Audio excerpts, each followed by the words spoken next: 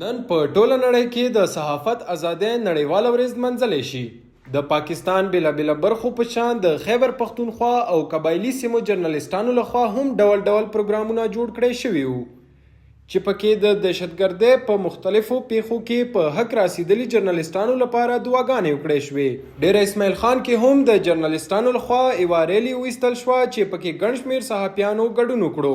په دغه موقع په خپلو ویناګانو کې سینیر صحافي عرفان مغل، سعید الله مروت او نورو صحافیانو وویل چې صحافیانو ته د خپل جایز حقونه ورکړي شي او په ازادۍ سره د دوی ته صحافت کولو اجازه ورکړي شي. وینا کوونکو وویل چې صحافت د جمهوریت بنیادی ستن دی، ځکه د صحافیانو تحفظ لپاره اقدامات اوچت کړي شي او پیکا اکټ په شمول نور متنازع قوانین د ختم کړي شي. د شال نیوز لپاره مصطفی خان، ډیره اسماعیل خان.